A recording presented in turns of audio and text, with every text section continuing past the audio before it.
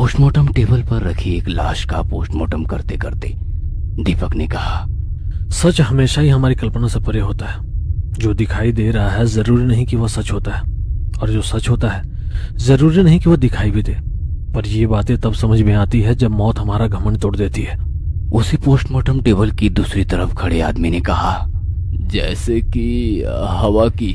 Table पर रखी लाश के सर पर हथौड़े से मारते हुए दीपक ने लाश की खोपड़ी खोल दी और बोला, बिल्कुल सही। हवा हमें दिखाई नहीं देती, मगर इसका मतलब यह नहीं कि उसकी मौजूदगी नहीं है। और दूसरा है इंद्रधनुष, जिसे हम देख तो सकते हैं मगर ना कभी छू सकते हैं ना पा सकते हैं। कहते हुए दीपक ने टेबल पर रखी लाश का पूरा शरीर सर्जिकल ब्लेड से खोल दिया। तभी पीछे खड़े डॉक्टर शिंदे ने उससे कहा, अपनी अपनी राय होती है, क्योंकि मैं उसी चीज पर यकीन करता हूँ जिसे मैं अपनी आंखों से देख सकता हूँ या अपने कानों से सुन सकता हूँ। डॉक्टर शिंदे की तरफ देखते हुए दीपक चौंक कर बोला, अरे सर, आप कब आ गए? डॉक्टर शिंदे हैरानी से दीपक की ओर देखते हुए सोच में पड़ गए। अगर इसने मुझे देखा ही नहीं था तो ये बातें किसके साथ कर रहा था? हम दोनों के अलावा तो यहाँ कोई नहीं है। दीपक ने हल्के से मुस्कुराते हुए लाश का चेहरा कपड़े से कस के बांध दिया। लाश उसी की थी जिससे अभी दीपक बात कर रहा था, और टेबल की दूसरी तरफ देखते हुए बोला, तुम्हारी आत्मा को शांति मिले। डॉक्टर शिंदे हैरानी भरी नजरों से दीपक की ओर देखते हुए मन में बोले, सावंत साहब को बताना ही होगा। कुछ दिन बाद बारिश का मौसम होने के कारण दिन भर आसमान काले घने बरसाती बादलों से घिरा हुआ था।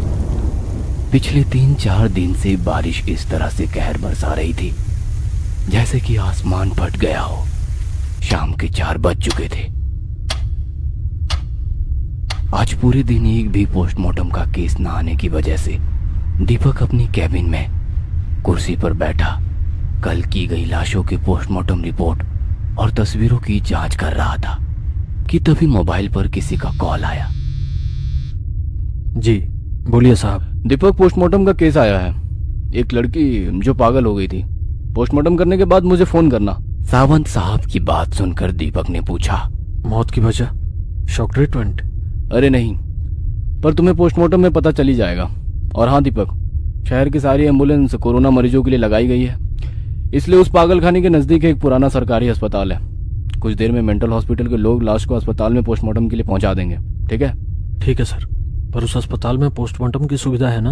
अरे दीपक, इस शहर का सबसे पुराना पोस्टमार्टम डिपार्टमेंट वही है, इसलिए फिक्र मत करो। काम खत्म होते ही मुझे फोन करना। रेनकोट पहनकर दीपक अपनी बाइक से पोस्टमार्टम करने के लिए निकल पड़ा। अभी भी काफी तेज बारिश हो रही थी।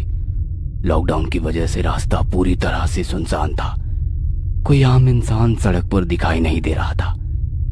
रास्ते पर खड़े पुलिसकर्मी और सायरन बजाते तेजी से आने जाने वाली एम्बुलेंस, बस यही नजर आ रहा था।